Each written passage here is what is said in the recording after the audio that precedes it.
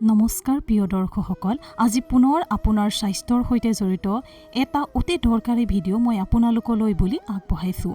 আজিৰ ভিডিঅ'টো সম্পূৰ্ণৰূপে চোৱাটো আপোনাৰ বাবে খুবেই প্ৰয়োজনীয়, কিয়নো এই ভিডিঅ'ত মই এনে এজোপা বনৌষধি গছৰ বিষয়ে আপোনালোকৰ লগত আলোচনা কৰিবলৈ আগবাঢ়িছোঁ, যিবিধ গছৰ বিষয়ে আপোনালোকে হয়তো সিমান ভালদৰে নাজানে বা আপোনালোকে দেখি আছে যদিও সেইবিধ গছৰ গুণাগুণৰ বিষয়ে ইমান অৱগত নহয়। গতিকে আহকচোন জানো সেই গছজোপাৰ বিষয়ে আৰু সেই গছজোপাত থকা কিছুমান বনৌষধি গুণৰ বিষয়ে। আপোনালোকে জানেনে বাৰু, আমাৰ সকলো বেমাৰৰ উৎসই হৈছে আমাৰ পেটটো।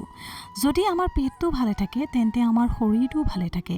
গতিকে আজিৰ এই ভিডিঅ'ত মই পেটৰ সকলো সমস্যা ৰোধ কৰিব পৰা ক্ষমতা থকা এই গছজোপাৰ বিষয়ে আপোনালোকৰ লগত আলোচনা কৰিবলৈ আগবাঢ়িছোঁ। ভিডিঅ'টোলৈ মন কৰকচোন। এই গছজোপা দেখিছেনে বাৰু? এই বনৌষধি গছজোপাক হয়তোবা আপোনালোকে চিনি পাইছে বা আপোনালোকৰ ঘৰৰ ওচৰে পাজৰে দেখিছে। ইয়াক আমি কেঁহাৰাজ বুলি কওঁ, কিছুমানে ইয়াক ভৃংগাৰাজ বুলিও কয়, কিন্তু আমাৰ অসমীয়া সমাজত আমি ইয়াক ভৃংগাৰাজ বুলি নকওঁ, ইয়াক আমি কেঁহাৰাজ বুলিয়ে কৈ আহিছোঁ। আৰু এই গছজোপাক বনৰ ৰজা বুলি কোৱা হয়। এনেইতো এই গছজোপা বহু ক্ষেত্ৰত ব্যৱহাৰ কৰা হয়, অৰ্থাৎ চুলিৰ ক্ষেত্ৰতো ইয়াক ব্যৱহাৰ কৰা হয়, আৰু আগৰ দিনত ইয়াক চিয়াঁহী হিচাপে ব্যৱহাৰ কৰিছিল, তাত লিখিবৰ কাৰণে ইয়াক ব্যৱহাৰ কৰিছিল। যিহেতু আপোনালোকে চাব পাৰে এই গছজোপা যেতিয়া আপোনালোকে ৰস উলিয়াব তেতিয়া ইয়াত ডাঠ কালাৰ এটা হাতত বহি যায়, অৰ্থাৎ চেক ধৰা এটা কালাৰ বহে। সেয়েহে ইয়াক আগতে লিখিবৰ কাৰণে যেতিয়া চিয়াঁহীৰ আৱিষ্কাৰ হোৱা নাছিল তেতিয়া ইয়াক লিখিবৰ কাৰণে চিয়াঁহী ৰূপেও ব্যৱহাৰ কৰিছিল। কিন্তু আজি মই যিটো কথাৰ বিষয়ে আপোনালোকক ক'বলৈ ওলাইছোঁ সেইটো হৈছে আমাৰ শৰীৰৰ লগত জড়িত এটা গুৰুত্বপূৰ্ণ বেমাৰ হয়, যাক আমি ডিচেণ্টৰী বুলি কওঁ, আৰু সেই ডিচেণ্টৰী ৰোগৰ ই 1 নম্বৰ দৰৱ হয়। আপোনালোকে জানি আচৰিত হ'ব এই গছজোপাৰ ব্লাড ডিচেণ্টৰীলৈকে ৰোধ কৰিব পৰা ক্ষমতা আছে। সেয়েহে মই কৈছোঁ যে এই গছজোপাক কেঁহাৰাজ বুলি কোৱা হয়, অৰ্থাৎ বনগছৰ ৰজা বুলি কোৱা হয়। আৰু আপোনালোকে জানে যে আমাৰ যেতিয়া পেটৰ অসুখ হয় তেতিয়াহ'লে আমি মচন্দৰী খাওঁ বা টেঙা খাওঁ, হয়নে বাৰু?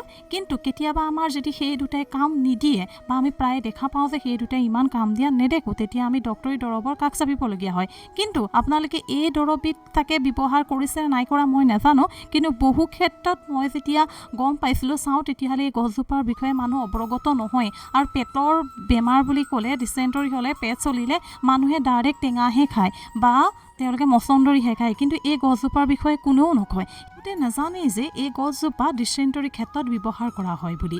আমি যেতিয়া সৰু আছিলোঁ মায়ে সদায় আমাৰ যদি পেটৰ অলপ হ'লেও প্ৰব্লেম হয়, পেটৰ অসুখ হোৱা যেন দেখে বা পেট চলা যেন দেখে, তেতিয়া প্ৰায়ে আমাক এই গছজোপা আনি ইয়াৰ ৰসটো থেতালি দি কাৰাকৈ ৰস এটা উলিয়াই আৰু তাৰ অকণমান নিমখ দি পেলাই আমাক, যিহেতু সৰু আছিলে এতিয়া নাকটো বন্ধ কৰি লৈ খাবলৈ কয়, যিহেতু শুঙিবলৈ মানা কৰে, গতিকে আমাক খাই দিব লাগে, আৰু সুধা পেটত আমি খাই দিওঁ আৰু আমাৰ পিছবেলালৈ ভাল হৈ যায় বা লগালগে অলপ টাইমৰ পিছতে আমাৰ ঠিকেই হৈ গৈছিলে। চ' আমি সৰুৰ পৰা কেতিয়াবা মচন্দৰী, মোৰ আজিলৈকে মচন্দৰী খোৱা বা টেঙা খোৱা মনতেই নাই পেটৰ অসুখত, মই সদায় এইবিধকেই খাই আহিছোঁ। কিন্তু মই যেতিয়া পিছত দেখিলোঁ যে মানুহে এই গছবিধ চিনিও নাপায়, এবিধ খাই বুলিও গম নাপায়, তেতিয়া মই আচৰিত হ'লোঁ। গতিকে মই ভাবিলোঁ এই অতি মূল্যৱান গছজোপাৰ বিষয়ে আপোনালোককো অৱগত কৰাওঁ। এনেকুৱা নহওক যাতে সময়ৰ গতিত এই গছজোপা বিলুপ্ত হৈ যায় আৰু আমি এইবিধ অতি মূল্যৱান গছ হেৰুৱাই দিওঁ। গতিকে আশা কৰিলোঁ যাতে আপোনালোকে মোৰ এই প্ৰচেষ্টাক আঁকোৱালি ল'ব আৰু য'তেই দেখি এই গছজোপা আপোনালোকে লৈ আনিব আৰু ঘৰত ৰোপণ কৰিব, যাতে এই গছজোপা আমাৰ পৰা বিলুপ্ত হৈ নাযায়, তাৰ বিষয়ে আপোনালোকে ধ্যান দিব বুলি আশা কৰিলোঁ। আৰু যদি আপোনালোকে মোৰ এই ভিডিঅ'টো ভাল পাইছে চাই, তেন্তে আপোনালোকে যদি ভাবিছে ইয়াৰ পৰা আপোনালোকৰ কিবা উপকাৰ হৈছে, তেন্তে আপোনালোকে মোৰ ভিডিঅ'টো ছাবস্ক্ৰাইব কৰিব, শ্বেয়াৰ কৰিব, কমেণ্ট কৰিব আৰু লাইক কৰিবলৈ নাপাহৰিব। ধন্যবাদ।